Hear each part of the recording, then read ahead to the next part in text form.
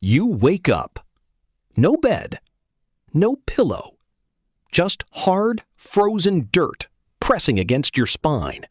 And the sky above you is so dark, so impossibly full of stars, that for a second your brain refuses to process it. Then the smell hits. Raw meat, smoke, animal, and something else. Something alive, close, breathing. You turn your head. 30 feet away, crouched around a fire barely the size of a dinner table, are 9 human beings. They look like us. 2 eyes, 2 hands. But something about the way they move, the way their eyes catch the firelight, makes every instinct in your body scream. This is not your world. This is 50,000 BC, and you have exactly 24 hours to survive it. Here's the terrifying truth. Most of you watching this right now would be dead before sunrise. Not because of lions, not because of the cold, but because of 3 things you do every single day that these ancient humans would find absolutely unforgivable. Before we get to those 3 things, let's be clear about where you are. 50,000 years ago, Homo sapiens had been around for roughly 250,000 years, but civilization? 0. No farming, no cities, no language beyond grunts, clicks, and gestures that carry more meaning than 1,000 of our words ever could. These people, your people technically, live in bands of 20 to 50. They follow game across landscapes that would take your breath away. Rivers so clean you can see the bottom at 30 feet. Forests so dense no sunlight touches the ground. And predators that have not yet learned to fear the human shape. Cave lions the size of horses. Short-faced bears that could look a grown man in the eyes without bending their neck. And packs of hyenas that could crack elephant bone with a single bite. This is the world you just woke up in. Your phone is gone. Your shoes gone. Your glasses, your insulin, your anxiety medication, all gone.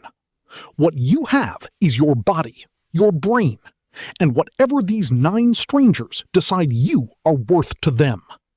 So, what do they decide? The first thing most modern humans do wrong, they make eye contact. Not the warm, friendly eye contact we're trained to make in job interviews.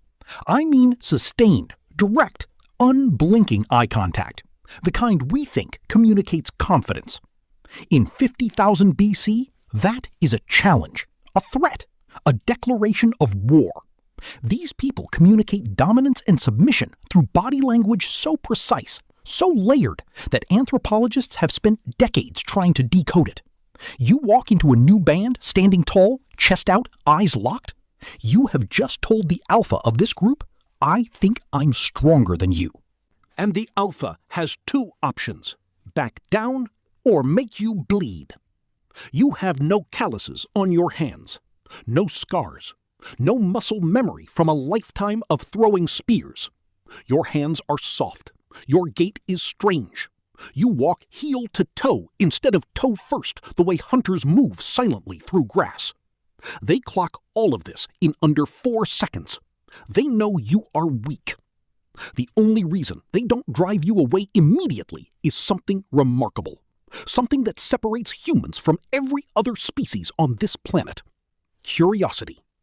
You are strange. You are unknown. And to a brain that has been wired for 250,000 years to gather information about the world, strange is interesting. For now, that curiosity keeps you alive. Use it.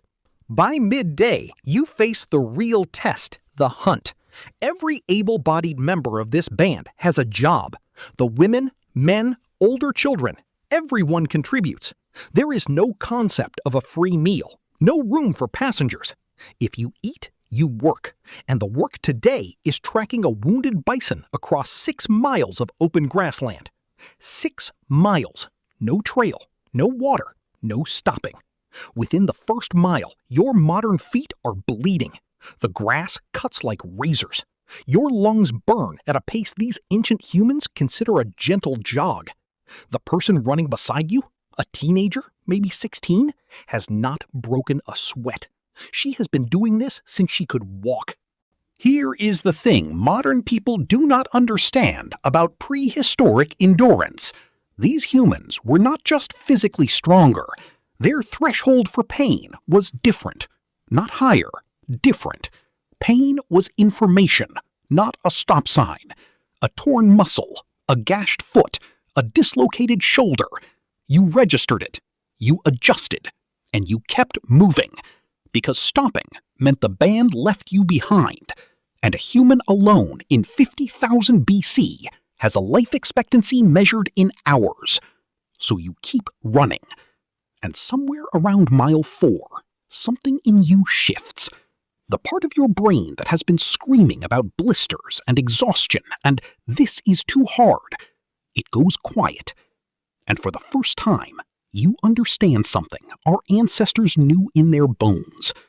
The human body is not fragile. It was built for exactly this. Night is where the survivors separate from the ones who don't make it back.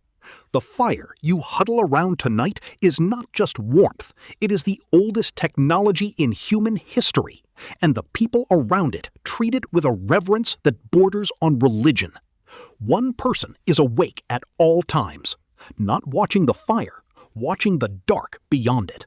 Because in 50,000 BC, the dark is alive. You hear it before you see it. A low cough, barely audible, coming from the tree line 40 feet away. The entire band goes rigid. Not panicked, still. The way prey goes still. The way your body remembers, somewhere in its deepest code, that movement is what predators track. A cave lion, an adolescent male, only 400 pounds, which in this context is only terrifying rather than unsurvivable. He circles the fire for 11 minutes. You count them. Every one of them the longest 11 minutes of your life. Then, he's gone. Nobody speaks. Nobody celebrates. The elder nods once. The watch rotates. Life continues. And in that silence, you understand the second thing your ancestors knew that we have completely lost. Collective calm in the face of death. The bond forged by shared fear is so much older than language, so much deeper than friendship. It is survival chemistry. Cortisol and oxytocin braided together into something that has no modern word. Dawn. You made it. 24 hours. Your feet are ruined. Your hands are raw. You are hungrier than you have ever been in your modern life, despite eating twice, because a 4,000-calorie day in 50,000 BC is a light day. But here is what hits you, standing in the gray light of a world without a single human structure in it, surrounded by 9 people whose names you will never know, whose language you cannot speak. You feel more awake than you have in years, because for one day, every single thing that exists in your nervous system, your pattern recognition, your spatial memory, your ability to read another person's intention from the flicker of their eye, every single one of those tools was turned on, fully, completely. No notifications competing for your attention. No algorithm deciding what you should care about. Just you and the world and the oldest question the human brain ever learned to ask. What happens next? Our ancient ancestors did not just survive this world. They decoded it, shaped it, carried it forward until it became everything you see around you today. They were not primitive. They were not less. They were the foundation. And somewhere under the surface of everything you think you are, under the smartphone, the schedule, the small, comfortable life, they are still there, waiting. If you made it this far, the algorithm is going to bury this video. So if it made you think, you know what to do. And if you want to go deeper, next time, we go back even further.